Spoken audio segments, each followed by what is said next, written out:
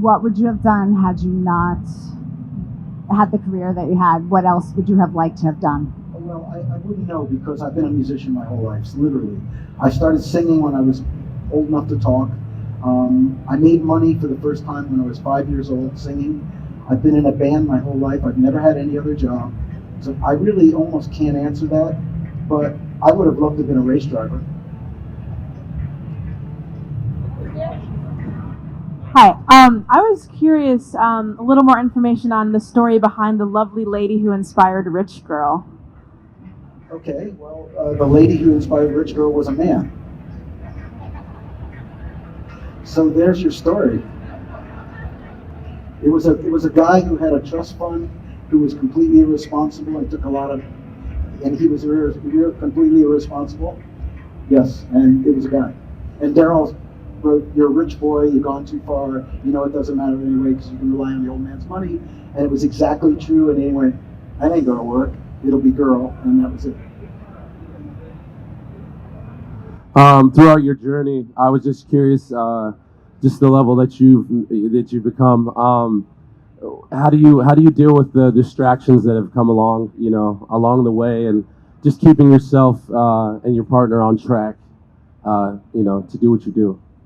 Well, having a long career is, needless to say, challenging and something that you have to be, you have to work at all the time. I think both Daryl and I are we're very dissimilar in a lot of ways personally, but we're very similar in terms of our approach to creativity and music. And I think a long time ago we realized that all that mattered to us personally was that we could continue to do and make music for the rest of our lives. So all the decisions we made, very few of them were predicated on money or success. They were always predicated on what will allow us to keep doing what we love to do. And I think, success and money and stardom and popularity, I think should be viewed as a byproduct of creativity and hard work. And if you look at it that way, the popularity and the stardom and the money hopefully will come, but it shouldn't be your goal. Hi, thanks for this. I do a lot of co-writes in Nashville, not a lot, but I do a few. And I never feel the magic as I do in co-writes with the songs as I do with songs by myself. So I'm wondering if you ever feel that way and how you might remedy that. And then I guess follow-up is, how did you know that you and Daryl were like meant for each other, or that this is a good sort of partnership? Well, I'll start from the back to the front. When Daryl and I first got together, we wrote a song together, and we recorded it in a little tape recorder in a radio station in Philadelphia, and it sounded awful. I mean, we literally looked at each other and went, "This is never going to work. We'll just hang out, whatever." And little by little,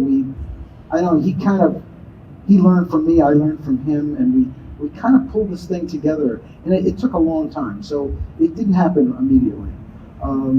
In terms of the co-write versus writing by yourself, I guess there's no greater satisfaction than writing a song by yourself and having it really be a pure statement of your heart, your soul, your mind, whatever. There's nothing better than that. But at the same time, I think it's pretty exciting too when ideas start flying back and forth in a collaboration, and you feel the magic of the sparks starting to fly on that level. So I don't look at it as one being better than the other, for me personally. It's so great to see you, and I'm thankful that you took the time to come out here. My dad's a huge fan, and I kind of grew up listening to your songs. But my question is kind of the legal side a little bit. Like, when you're writing a song, do you ever worry about it might sound too much like somebody else's, or sounds like a group of songs? Like, does that ever cross your mind? Well, I think that's something you have to consider. If you feel like you're ripping something off, whether it's conscious or unconsciously, sure, that's something you need to address. If it starts sounding exactly like something else, you got to go, whoa, maybe we better take a different direction here. That's just some. But look where we are in 2019. We have this entire history of music behind us. It's really hard to be original. And it's really hard to not have some sort of influence from somewhere, you know. And so I think what you do is you honor those influences, but you try to make sure that there's originality involved. That's just part of the challenge. First of all, thanks for being a part of the soundtrack of the life of America from the 70s on, man. That was cool. And my question is, you've been a co-writer for so long. Do you feel like that's where you operate the best? Or do you feel like your solo stuff that you write, like the stuff that I'm hearing on Bluesville, is more you, who you are personally? The solo stuff that I'm doing now is definitely more, it's closer to who I was as a kid. And that's really satisfying for me, because it was a chance for me to rediscover something in myself that I had kind of put away a long time ago. But I think collaboration is a really cool thing to do. I'm wondering why that row gets all the questions. So the guy in the purple shirt's the only one who hasn't spoken up yet. But you did it through your wife, so that's okay. I've got one question over here. Which matters more, being able to sing or having the good content of the song? Well, I think the content of the song is the important thing, but sometimes the content of the song is determined by a melody and a certain vocal style. For instance, I'll give you a perfect example. Daryl Hall's unique way of singing and unique way of imposing melody over chords is not easy to do, and it's not easy to copy. So if you take all the songs that we've written and all the hits that we've had, and you count the amount of covers that we've had, it's almost none. And there's a reason for that, because every time someone tries to sing those songs, it doesn't sound right. And that has to do with a unique way of imposing melody over chords, which I talked about a little earlier. Hi, how would you say modern songwriters can stand out now that we're in a streaming era and lost in new music constantly because of the internet? It's the same as it's always been. Write a great song.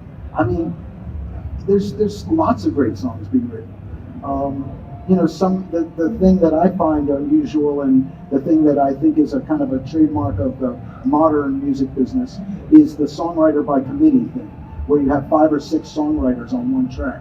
You know, one guy's a top line guy, one guy's a groove guy, one guy's a who knows what they do guy. The other one is the other guy who doesn't know what they do. But the point is that they get results. So whatever it takes, you know. Hi, first off, I just wanted to say thank you for being here today. But my question was, for new songwriters that are just now coming on the scene, what is your biggest piece of advice for us? I think I talked about that earlier. It was really listen to the people you like. Try to copy the people you like. Try to understand what makes those songs that you like good. What did they do that turned you on? What did they do that moved you? And that's the way to kind of get to your own stuff. No, this row has their quota. You guys are done. Hi, I had a question. As a young artist and songwriter, oh. I thought I was talking to the guy with the beard, and it really shocked me. Yes, yeah. I got really scared there for a minute. I'm just very small for my age. I'm 14. No, we're good now. As a young artist and songwriter, I'm constantly critiquing myself and wanting to change things. I'm my worst critic. Do you ever critique yourself, and if so, how do you finally realize that what you've written or recorded is good and that you need to just relax and believe in yourself? Well, sometimes you just, here again, I think we talked about this a little bit earlier, play it for somebody. Take it outside of your head. You know what I mean? You've got something and you're starting to critique it, and you're starting to change it, and you're going, I don't know if it's any good. Play it for somebody. Literally say, what do you think? And play it for somebody you trust. Play it for somebody you respect. And see what the response is. And if the response is positive, you go, okay, maybe I shouldn't outthink this. Maybe I should get back to what got me there, you know? Thank you. Oh, there we go. My question is about the relationship of the songwriter to the instrument, and I appreciate the story of Mississippi John Hurt and you owning his guitar now, and he was an inspiration to you. And I'm curious, have you ever picked up an instrument where you instantly felt that there were songs inside of that instrument that were ready to be written, that you were inspired by that particular tone or feel of that instrument, and tell us about that. Yeah, absolutely. I think all instruments have a soul. Not 100% sure about the synthesizer. It may have a bionic soul of some sort, but anyway. Yeah, I mean, I dabble at the piano. I'm not a very good keyboard player, but when I start to plunk around on piano, I go in different directions because it's the approach, especially rhythmically, is completely different. So once I start doing that, I have a rhythmic approach that I would never get on the guitar, and vice versa. And on the guitar too, I feel like, especially on the acoustic guitar, it functions to me much more as a percussion instrument. I'm not a real great soloist, and I'm not flashy, so I rely more on the groove side of my guitar playing, and so that does dictate a lot of things to me. First and foremost, big inspiration. Thanks for all the music you've written. Out of all of the great songs that you've written, what would you say would be the song that you think that is the best that you've written out of all of them? Well, I always go back to She's Gone, because it was, for me, it was the perfect storm of everything, of songwriting, record production, the session musicians who were in the room, the studio we were in, the engineer. Everything just came together in a very magical, incredible way. The producer, Aretha Martin, being involved, the string arrangement, everything just was right. And that song just it took on a life of its own. Hey, so looking back on your career, which has been wonderful, thank you for all the songs, are there a few things that stick out to you where you look back and go like, maybe I should have done that different, or or is there anything you look back on that you've learned from that we could? Yeah, and mostly from the business side, to be honest with you. I'm not trying to shill my book, but I wrote a book called Change of Seasons, and I talk a lot about business problems and mistakes, big, huge mistakes that were made. And I'm certainly not unique. So many musicians and artists have fallen into the same trap. But it was mostly business stuff. I don't regret too much about the musical side of things.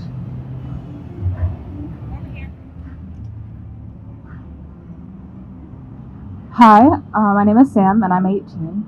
And as someone who's a part of this generation coming up where, like you said, working in Atlanta, where everything's sampled or consistently reused, how can we as a generation that is searching for really meaningful ideas in songs continue to preserve all that classic writing and just sitting down with guitar while still staying relevant?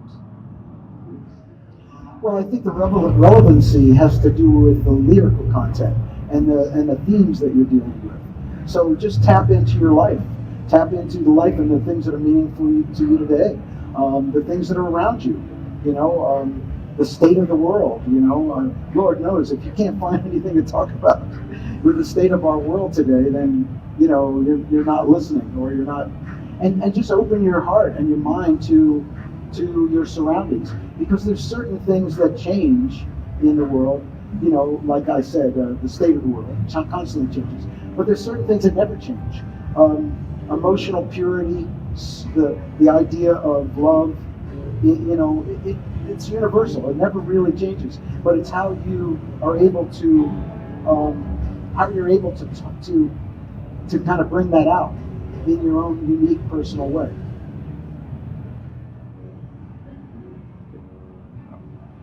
What are some strategies that you use to deal with writer's block or a lack of inspiration?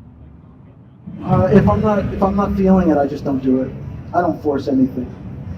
If I feel, like I said, when I go for a walk, or I do it for a drive, or something like that, I just let it happen. If it happens, it happens.